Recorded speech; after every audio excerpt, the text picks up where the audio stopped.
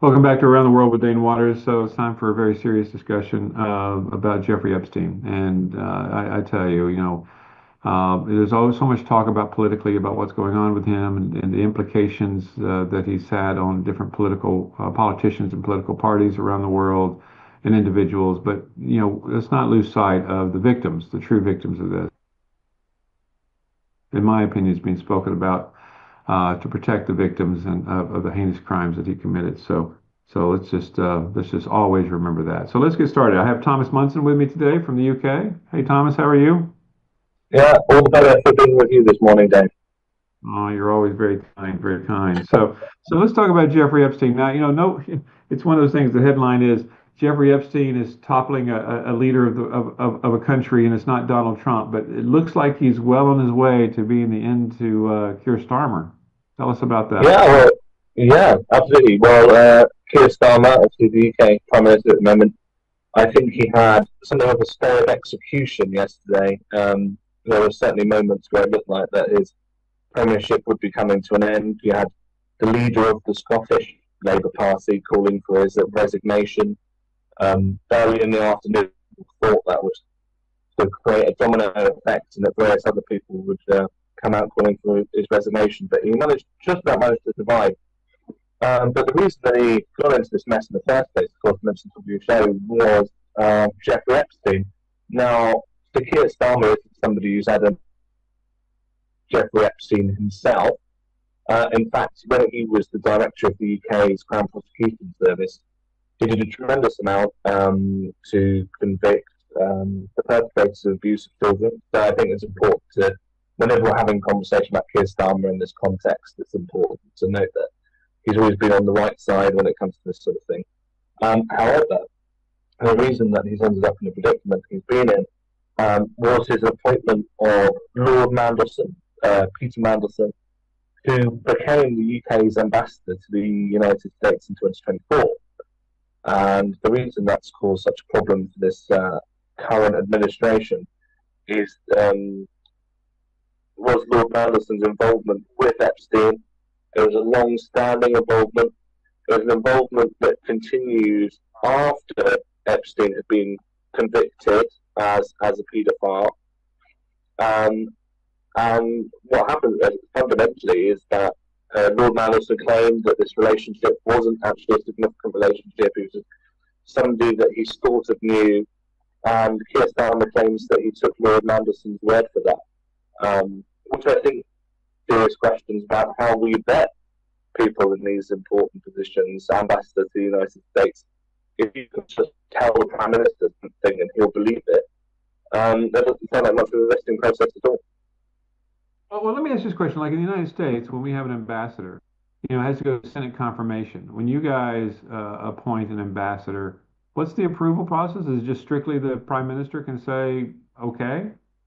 Yeah, more or less. So the security services can make their recommendation based on what they found during the vetting process. But when it comes to political appointees, it is very much a recommendation as opposed to something binding. And so, in the case of Lord Mandelson, Keir Starmer, there were concerns that were raised. Morgan McSweeney, who was the Prime Minister's Chief of Staff until the weekend, still advised strongly that Keir Starmer appoint Mandelson despite these concerns. And if you actually examine the relationship between Morgan McSweeney and Peter Mandelson, that makes quite a lot of sense because really it's Peter Mandelson who's a long-standing figure in the Labour Party. He was involved in the Tony Blair and Gordon Brown administrations and is seen as something of one of the key architects of what people refer to as New Labour. And it was really Lord Mandelson that brought Morgan McSweeney into the Labour fold and kind of moulded him in his own image. For want of a better word, in the context of this conversation, Lord Mandelson certainly groomed Morgan McSweeney. And so it's no surprise that he would, in spite of all this sort of concerning advice around Lord Mandelson, that Morgan McSweeney would still back him and still try and persuade the Prime Minister to make him the ambassador anyway. Well, so let's talk about, I mean, so the security services vetted him, and so just to be very clear, the Prime Minister Keir Starmer says, "Hey, I don't care what the security services said, but my chief of staff says it's okay," and so he decided to go ahead with Mandelson. Now, but that fell apart. Mandelson had to leave, and what led to his departure, from the United Yeah. States? Well, there are fresh developments that weren't in the vetting, or weren't in the guidance that security gave about the significance of the relationship between Epstein and Lord Mandelson. Famously, Peter Mandelson left Epstein a note calling him his best pal, which isn't a great look for anybody. And more recently, there have been more revelations that have come out that have been even more damning. In 2008, Lord Mandelson was brought back to Labour government. I think it was the third time that he'd been brought into Labour government, having been sacked in disgrace the previous two times. So there's a bit of a pattern with this particular individual, where during the banking crisis in 2008, where all the world leaders were getting together to try and bail out the global financial system, Lord Mandelson was happily emailing this confidential information along to Jeffrey Epstein, so that he could make investment decisions off the back of what the world governments were doing, which is, I think, particularly damning. During that, I think we can all agree, was a very difficult time for everyone globally, that he saw that as an opportunity to enrich his paedophile friend. Well, we have just 2 minutes here before a break, and then we're going to come back because I do want to get to what I call Randy Andy, and definitely talk about him. But as far as Mandelson's concerned, now he had to resign from the Labor Party, correct? But is there a possibility of prosecution against him? So that's subject to investigation at the moment. The police have raided two addresses of Lord Mandelson's at the moment, to look at the scale of the information that was leaked by him to Jeffrey Epstein during that period of time. Hmm. So where is it? Around the world, there's so many stories as we talked about with Epstein, but in the UK, it's actually possibly leading to not only the potential fall of Keir Starmer, which we'll talk more about after the break, but it's also leading to potential police charges as well, which is crazy. But real quick on the but the other quick seconds before the break, but not only I mean, but one of the big breaks within the Labor Party is the fact that his number two came out and is now no longer supporting Keir Starmer, right? What's her? I forget her name. Who was the vice? Yeah, you referring to Angela Rayner? Yeah, yeah. Well, actually, hold that thought because it's now 12. And so let's take a quick break from Around the World with Dane Waters, and we'll be right back with you. Thanks a lot.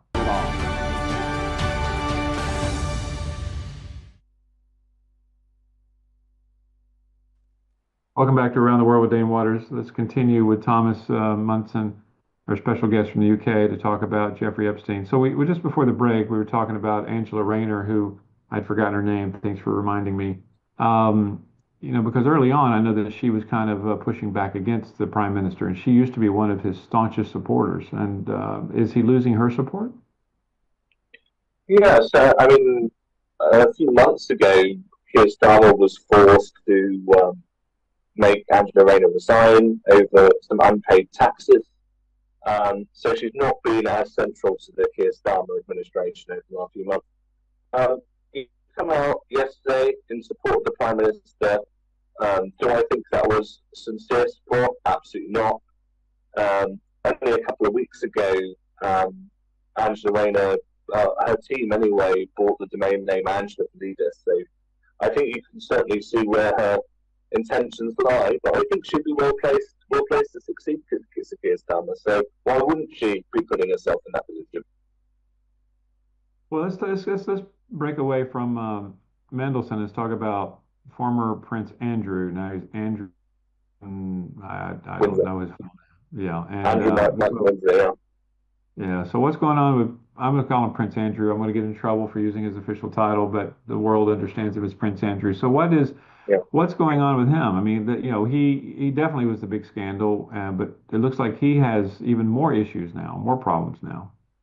Yeah, absolutely. I mean, this is something that has dragged out for close to 6 years, I think now.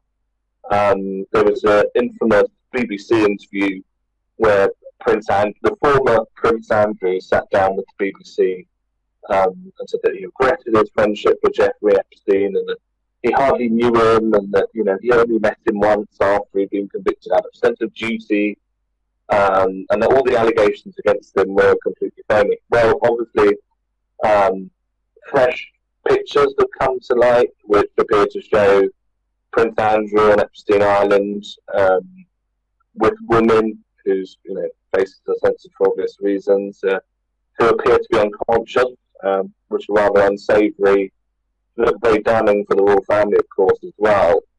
Um, he's somebody really been stripped of almost all of his titles. At one point, they were even talking about taking, because he served time in the military, they were even talking about taking away some of his military honours as well.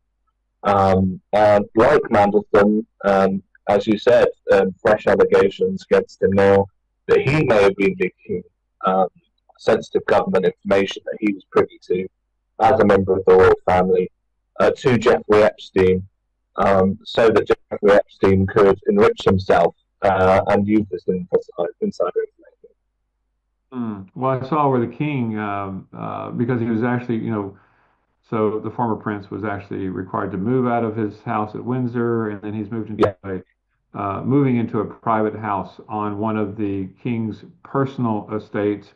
But now the king, I think I saw, came out yesterday or today and said that he would not object to an investigation of his brother. no, yes, absolutely. Ever since the Queen passed, the Queen Prince Andrew was famously the Queen's sort of favourite son, as it were, and she was always a big protector of his interests and his reputation. His brother, now King Charles, has not shown any sort of willing to shield his brother, and I think he understands the reality, as does Prince William, the King's son. That I mean, Prince Andrew, much like Keir Starmer, but in a different way, is a dead man walking, and if they want to preserve the reputation of the royal family, if they want people to continue to accept, excuse me, continue to accept the royal family in this country, then if they're seen to be protecting somebody who's been supporting and friends with and engaged in activities with the convicted paedophile, that would be incredibly damaging for House Windsor. When was the last time, actually? So when was the last time a member of the royal family was actually investigated by the police? I mean, I guess he doesn't have any protections now that he's been removed of all his titles, right? Yeah, honestly, I couldn't tell you. It's an extremely rare thing to happen. Normally, any sort of investigations like this you might expect to take place behind closed doors. For a long time, when Queen Elizabeth was still alive, they did appear to be protecting Prince Andrew. Certainly, when there was diplomatic pressure from America for Congress, we wanted to speak to Prince Andrew. It was made very clear at that time that that is something that the royal family and the British government in turn were never allowed to happen. Whereas now, I think Prince Andrew has been thrown to the wolves, and perhaps rightly so. Yeah, I know this is the whole thing. We talked earlier. I mean, you hear so much about the victims. Well, you don't hear enough about the victims, but it seems like all the victims, most of the ones that are talked about are American victims. Were there any of the perceived Epstein victims that were British? Are they all American or for other nationalities? I'm not sure that there are any notable British victims in this particular case. Certainly, from what I've seen from the Epstein files that have been leaked, as you said, there seems to be a very large number of American victims, European victims as well. Eastern Europe does have quite a large problem with people trafficking. for the sex industry. And so that it's not at all surprising that Jeffrey Epstein would use that infrastructure for um, his ring, essentially. So do you think that so we have to leave here in a second, but just real quickly, do you think, what do you say in the next, 3 to 6 months? Do you think, what are the implications of the Epstein issue in the UK? Anything new we're going to see, or what's going to happen? Well, what it's certainly done is put, as I said, Keir Starmer's had a stay of execution. I think a friend of mine who works in Parliament, I spoke with yesterday, he described the atmosphere in Westminster as something of a tinderbox atmosphere. And this has certainly contributed significantly to that. While it may not bring down Keir Starmer on its own, it certainly led to a political context in which one wrong move from the Prime Minister now would almost certainly see an end of his leadership. It's cost him enormous political capital.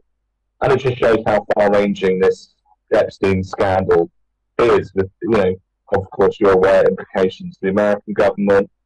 I think the Crown is caught up in this as well.